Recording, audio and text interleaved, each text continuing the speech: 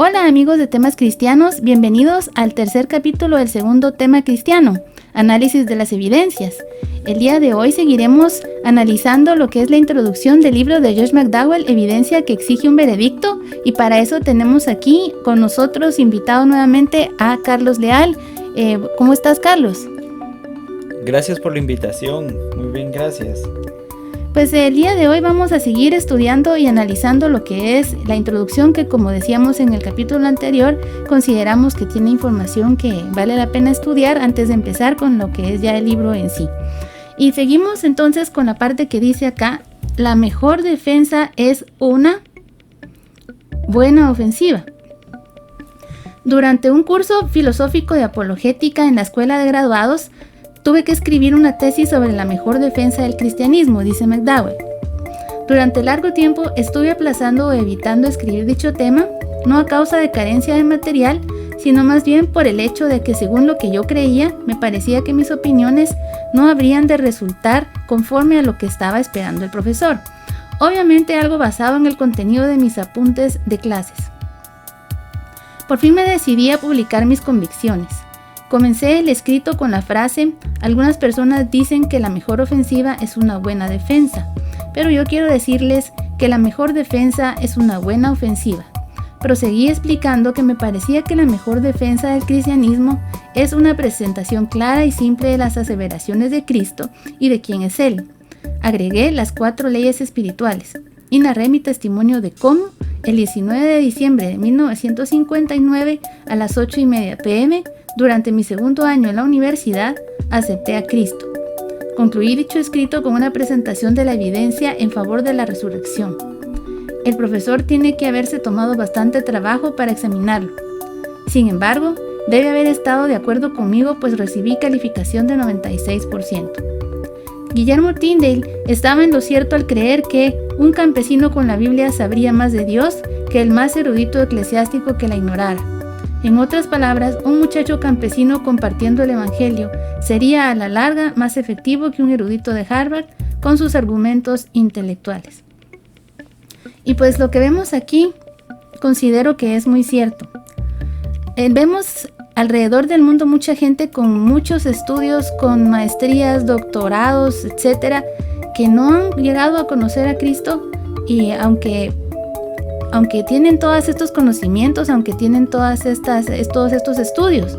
Y hay personas muy sencillas que han llegado a conocer a Cristo, como puede ser un campesino, porque ha tenido esa fe que Dios ha requerido y no ha necesitado de mayor información para convencerse que Jesús es su Salvador, ni que Dios realmente existe, ni que la Biblia es palabra de Dios, lo cual definitivamente yo creo que Dios y Jesucristo deben apreciar mucho. Sin embargo, así como le pasó a McDowell pues tuvo la necesidad de ahondar más a fondo acerca de estos temas, como lo hemos dicho en los capítulos pasados, y entonces ahí es donde él se mete a investigar mucho acerca de este tema, de si la resurrección era cierta, si Jesús realmente era el Hijo de Dios. Y entonces, a raíz de toda esa investigación ardua que tuvo, pues llegó a la conclusión de que todo lo que creía el cristianismo era verdad. Y el cristianismo, como repetimos nuevamente, no como una religión, sino como una relación con Cristo que se establece desde el momento en que la persona deposita su fe en Cristo como su Salvador único y personal, ¿verdad? No queremos decir que Jesús es Salvador del mundo, porque al ponerlo de esa manera se vuelve de una forma tan general que ya las personas no lo consideran como algo personal. Así que es importante aclarar ese punto en el que una persona, cuando reconoce a Jesús como su Salvador, lo debe reconocer de forma personal, que lo está salvando a él, ¿verdad? Eso es algo demasiado importante y es lo que le da la paz a la persona de entender de que ya es salva, de que en el momento de morir sabe para dónde va, y no por sus buenas obras, sino porque Cristo le amó tanto que vino a morir por él en la cruz. No sé si tú quieres opinar algo acerca de lo que leímos en esta parte. Sí, claro, aquí lo que me queda confirmar es lo que dice el texto. Cuando dice que la mejor defensa es una buena ofensiva. Pero no lo pensemos en términos negativos, sino que él lo que explica es, o con lo que trata de explicar con una buena ofensiva, es que hay que presentar el evangelio claro y simple.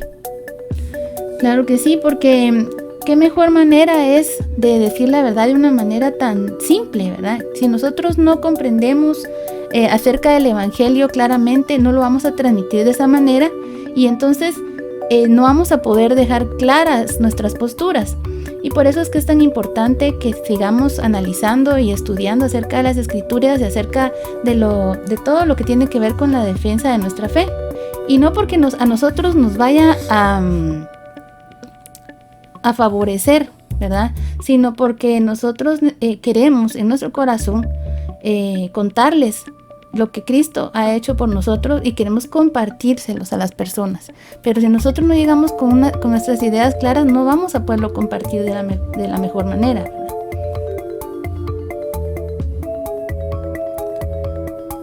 Aquí, como dice, seguimos aquí en la introducción, y dice en Hebreos 4:12, porque la palabra de Dios es viva y eficaz y más cortante que toda espada de 2 filos, y penetra hasta partir el alma y el espíritu, las coyunturas y los tuétanos, y discierne los pensamientos y las intenciones del corazón. En realidad, Josh McDowell estudió muchos textos de todo tipo en diferentes países para llegar a la conclusión que Cristo era una realidad, pero es suficiente, como dice aquí en Hebreos 4:12, es suficiente la palabra de Dios para llegar a esa conclusión. Porque la palabra de Dios, como dice aquí, es viva y eficaz y más cortante que toda espada de 2 filos, y penetra hasta partir el alma y el espíritu. La palabra de Dios, cuando alguien la lee, provoca, creo que 2 cosas, ¿verdad, Carlos? Ya sea algo interno que le causa una sensación de querer seguir a Cristo, o todo lo contrario, de una reacción contraria, ¿verdad?, a Cristo, una reacción de que no quiere escuchar estas palabras, porque definitivamente llegan hasta lo más profundo de las personas, ¿verdad? Y cada quien va a tener una reacción positiva o negativa hacia esto, ¿verdad? Llega, dice, hasta las coyunturas y los tuétanos, y discierne los pensamientos y las intenciones del corazón. O sea, cuando leemos la palabra, es como si estuviéramos nosotros viéndonos en un espejo.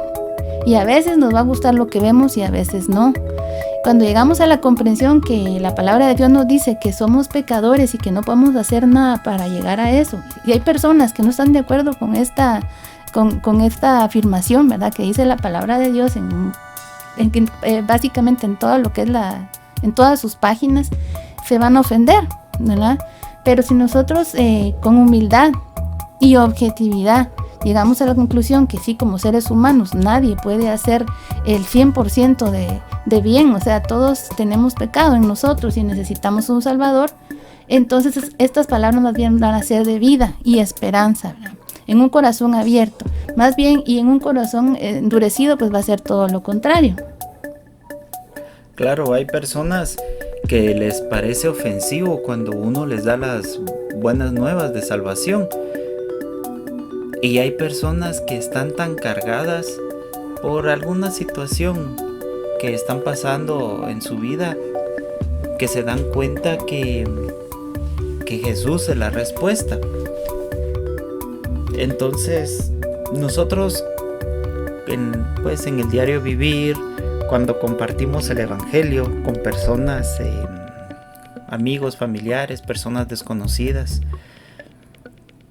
tendemos a tener estos 2 tipos de reacciones. Uno, que lo escuchan las buenas nuevas y pues le dicen a uno, bueno, sí, es cierto, yo no lo había pensado así, pero gracias por decírmelo. Hay otros que dice, mire, no me hable de eso, o no me hables de eso, porque no quiero escuchar nada. No quiero escuchar nada de Cristo, no quiero escuchar nada de Dios, etc.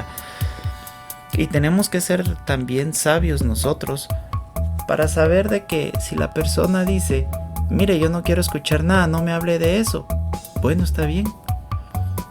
Quedarnos en silencio, pues y seguir nuestro camino. Sí, porque como lo habíamos leído en el programa anterior, ¿verdad? Aquí nos lo decía Josh McDowell en este párrafo, ¿verdad? El objetivo de la apologética no es el de convencer a un hombre contra su voluntad para que llegue a ser cristiano. Realmente esta es una decisión de cada quien toma su camino, como dices tú, ¿verdad? En cuanto a lo que es lo que cree, ¿verdad? Y cada quien toma su decisión con respecto a qué es lo que cree también acerca de nosotros en cuanto a nuestra vida eterna. Y nosotros lo más que podemos hacer es llevar el mensaje y también dar un buen testimonio de amor, de compasión, un buen testimonio de la mejor manera que podamos, ¿verdad? En medio de los pecadores que podemos ser, porque si nosotros no tenemos un buen comportamiento, un buen testimonio, si nosotros no actuamos como Dios quiere que actuemos como cristianos, pues evidentemente las personas no van a escuchar el evangelio. Eso creo que nos pasaría no solamente con el evangelio, sino con cualquier mensaje que nos quisiera llevar cualquier persona de cualquier índole. Si la persona no nos cae bien, si la persona no tiene una buena actitud hacia nosotros o hacia otras personas. Entonces eso es demasiado importante.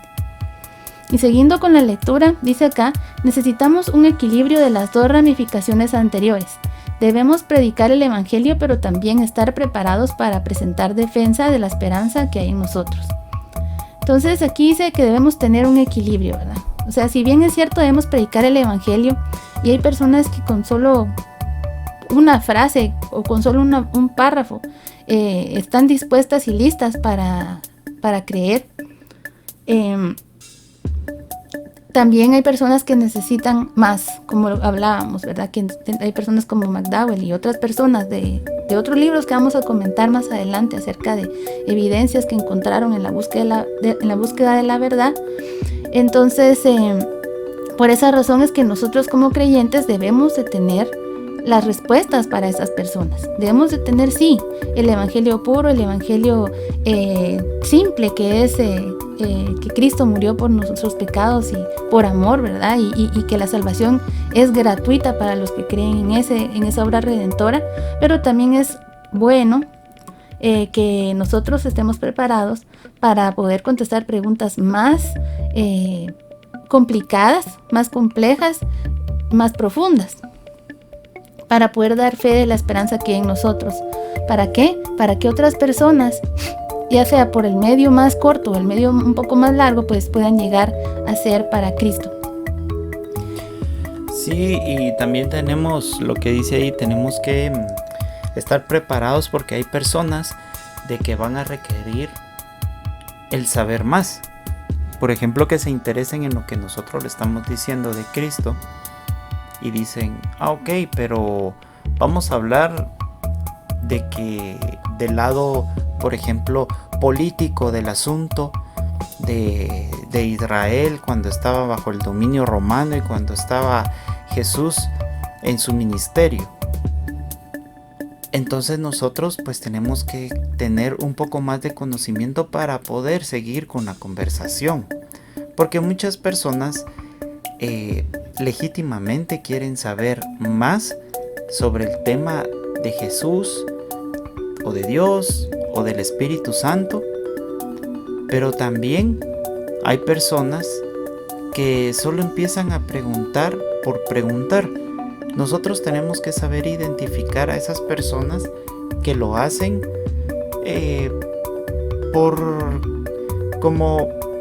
con una forma que no es correcta o una forma maliciosa, digamos. Exacto. Sí, siempre va a haber eso en todas las ideologías, en todas las maneras de pensar. Siempre van a haber personas que van a actuar como el abogado del diablo, por decirlo así, ¿verdad? Queriendo preguntar algo, pero para molestar, pero aún así, creo que de primera mano debemos de tener una respuesta, porque no sabemos cuál va a ser la reacción futura de esa persona, porque Por ejemplo, George McDowell, cuando él estuvo con sus amigos universitarios y sus amigos le dijeron que Jesucristo era la respuesta a la forma como ellos eran, pues él rapidito reaccionó de una forma negativa y pues no le gustó la respuesta que ellos le dieron. Pero a pesar de eso, él seguía platicando con estos amigos y ellos le pusieron ese reto, ¿verdad? De ver si encontraba a través de la investigación que lo que ellos creían era falso. Y pues él lo aceptó. Y a pesar de que al principio tenía una posición tan negativa y contraria hacia ellos, pues vemos claramente que hay personas que les toma más tiempo y en realidad, como no somos nosotros los que vamos a hacer que una persona crea en el Señor Jesús, sino es el Espíritu Santo el que hace ese trabajo en las personas. Y como decía también en el programa pasado, ¿verdad? Él tuvo que llegó un momento en que después de cierto grado de investigación, él llegó a ser objetivo en lo que estaba leyendo, en lo que estaba estudiando, porque se fue dando cuenta que poco a poco que esto era una realidad. Y entonces cuando él ya se fue dando cuenta intelectualmente de que esto era una realidad, fue dando paso a que el Espíritu Santo hiciera la obra. Yo creo que ese fue el proceso que llevó George McDowell. Correcto. Y siguiendo con la lectura, dice aquí, el Espíritu Santo, Juan 16:8, convencerá a los hombres de la verdad. No hay necesidad de que a uno lo golpean en la cabeza con ella. Entonces una mujer llamada Lidia, vendedora de púrpura de la ciudad de Tiatira, que adoraba a Dios, estaba huyendo. Y el Señor abrió el corazón de ella para que estuviese atenta a lo que Pablo decía. Hechos 16:14. Y es lo que hablábamos, ¿verdad? O sea, en realidad es Dios mismo, a través de su Espíritu Santo, el que le da ese deseo al hombre de abrirse a Cristo, de abrirse a Él. Es interesante que Dios es tan misericordioso con nosotros que hasta eso, ¿verdad? Hasta eso Él logra en nosotros para que nosotros podamos ser salvos a través de comprender esa realidad y esa verdad de la obra redentora del Señor. Pinnock, hábil apologista y testigo de Cristo, acertadamente concluye que un cristiano inteligente debiera poder señalar las fallas de una posición no cristiana y presentar hechos y argumentos que hablen en favor del Evangelio. Si nuestra apologética nos impide explicar el Evangelio a una persona, entonces es una apologética inadecuada. Apologética, como decíamos, es la defensa, ¿verdad? En este caso la defensa de nuestra fe. Y eso que dice aquí McDowell es muy cierto. A veces dentro del mismo cristianismo, digámoslo así, entre comillas, ¿verdad? Porque hay veces que hay ciertas personas que se llaman cristianas y en realidad están en otros caminos totalmente diferentes. Dentro de esa misma línea van surgiendo falsas doctrinas que no siguen la doctrina sana que debiéramos de seguir, que es la doctrina bíblica. Y entonces empiezan a haber otras enseñanzas muy lejanas a lo que el Evangelio original proclamaba. Si nosotros contamos también con esta información, como lo que dice McDowell, con esta preparación más profunda, vamos a poder también exponer estas enseñanzas que no son correctas, porque lo que hacen estas enseñanzas es desviar a las personas del verdadero evangelio, del verdadero perdón y gracia del Señor Jesucristo, y las orilla a una situación, a las personas, a una situación en donde pueden actuar por medio del temor, el miedo de ir al infierno, si no hago esta o la otra obra, si no hago este otro sacramento, si no doy este o este otro dinero, o estos otros aportes, o si no digo esto o lo otro. Entonces se vuelve una situación opresora que no es de Cristo. El Evangelio es muy simple. El Evangelio de Cristo no demanda de nosotros más allá de lo que nosotros podamos ofrecer. Tampoco demanda ni dinero, ni cuestiones de ese tipo, ni otras. Ni que seamos un Superman, ni cosas extraordinarias, ni que subamos el monte Everest, sino que es sencillo, creer. Uh-huh. Creer. Uh-huh. Y tampoco nos está pidiendo Cristo ritos que ya no deben hacerse. porque el único sacrificio que es necesario ya se hizo. El sacrificio de Cristo en la cruz hace más de 2000 años. Ese sacrificio fue único y perfecto para salvarnos de una manera gratuita, como dice la Biblia, porque por gracia sois salvos, gratis. ¿Qué es gracia? Es un regalo por medio de la fe, y esto no de vosotros, pues es don de Dios. O sea, hasta eso nos lo dio Dios, ¿verdad? Entonces ya no es necesario ningún rito, ya no es necesario ninguna ofrendas excesivas, cuestiones que tengamos que dar para salvación de nuestras almas o para tener hacer más prósperos. Ese tipo de enseñanzas están regadas en diferentes religiones y en diferentes grupos de personas alrededor del mundo, y debemos de aclarar que ese no es el verdadero cristianismo. Cristo nos ha dado un regalo maravilloso, y el que lo acepta pues lo tiene, ¿verdad?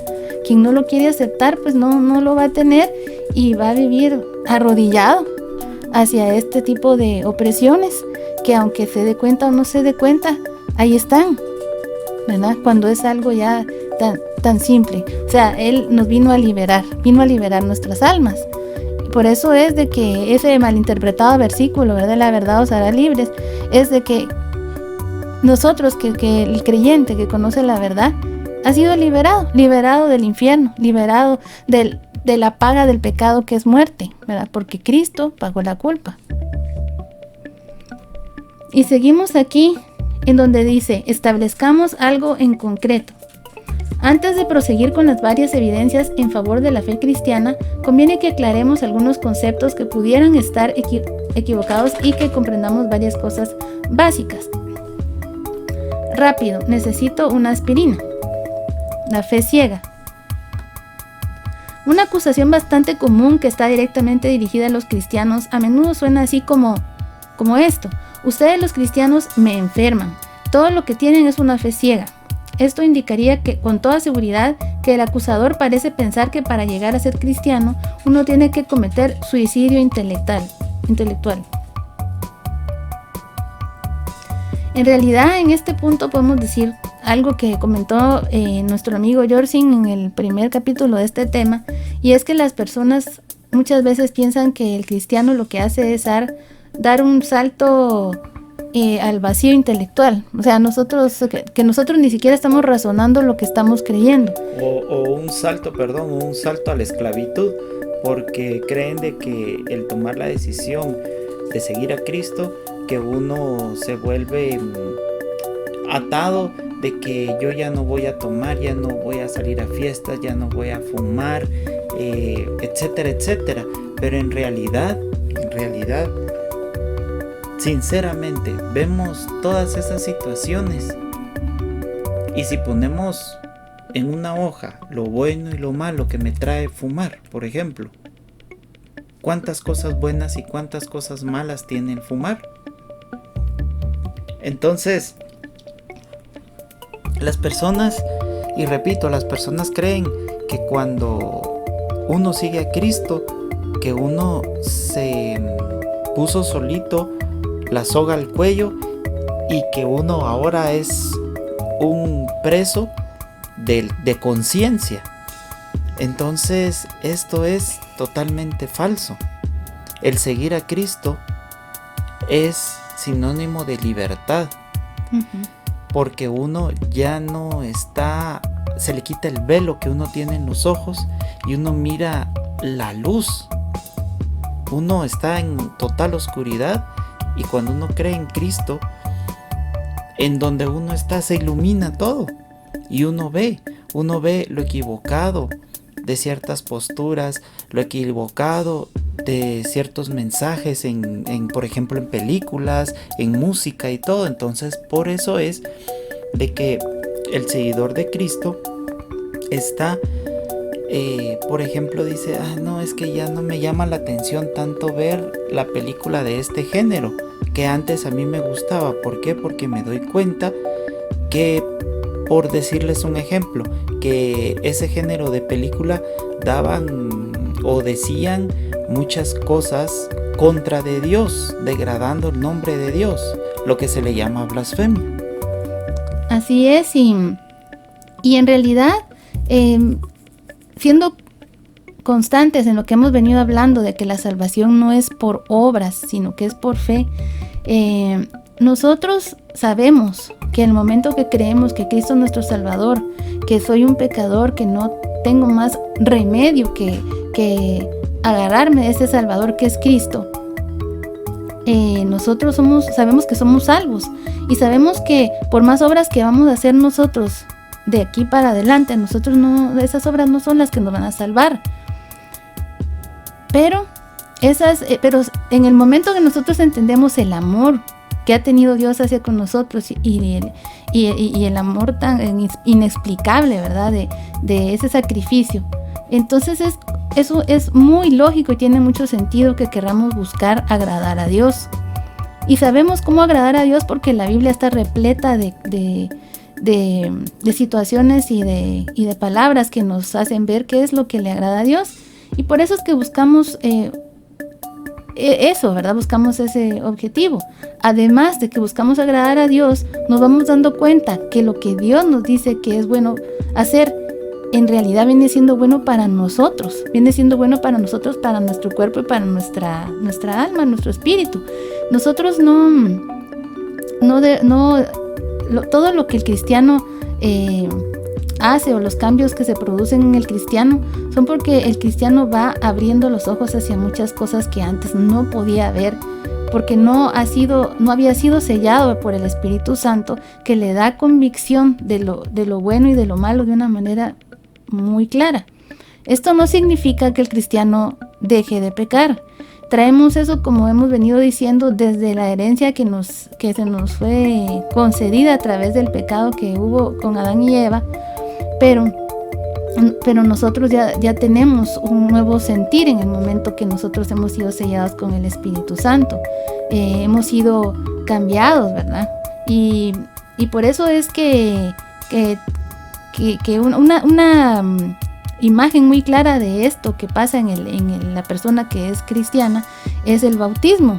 El bautismo representa precisamente ese paso. El significado del bautismo es que cuando la persona es inmersa en agua, es que deja el viejo hombre adentro de esa agua, y cuando sale el agua es que hay un nuevo hombre en él. Porque, como lo digo nuevamente, ¿verdad? El Espíritu Santo ha entrado y sellado a esa persona, y es ahora una nueva persona. Va a seguir cometiendo pecado, como lo dije, ¿verdad? Porque se sigue teniendo su cuerpo de carne, ¿verdad? Pero ya tiene un corazón transformado y una mente transformada. Cristo lo que vino a hacer es liberar nuestras almas de la muerte segunda.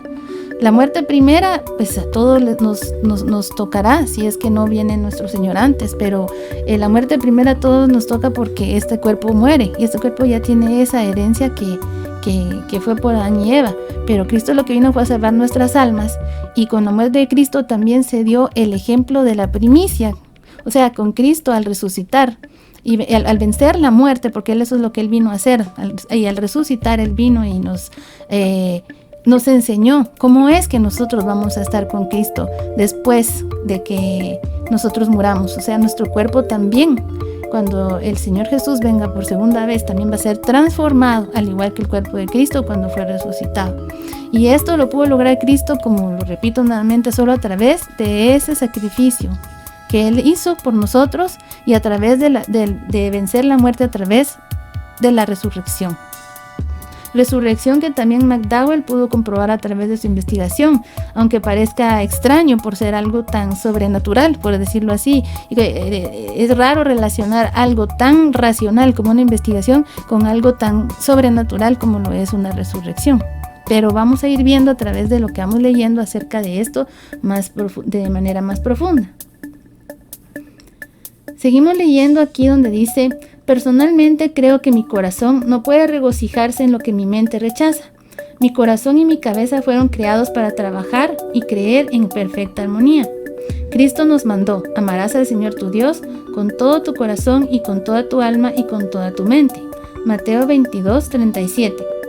Cuando Cristo y los apóstoles demandaron de un hombre que ejercitara fe, no se trataba de una fe ciega, sino más bien de una fe inteligente.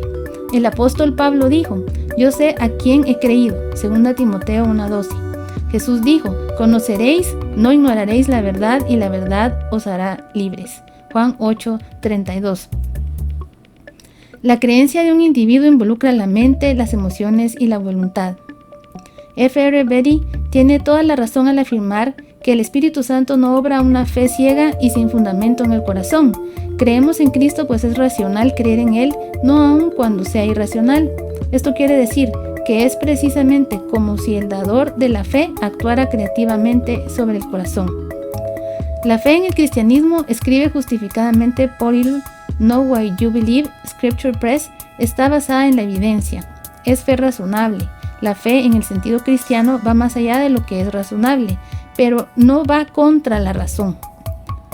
Fe es la certidumbre del corazón en lo adecuado de la evidencia. Y esta oración que está aquí me parece muy interesante. La fe en el sentido cristiano va más allá de lo que es razonable, pero no va contra la razón, ¿verdad? O sea, es lo que hablábamos.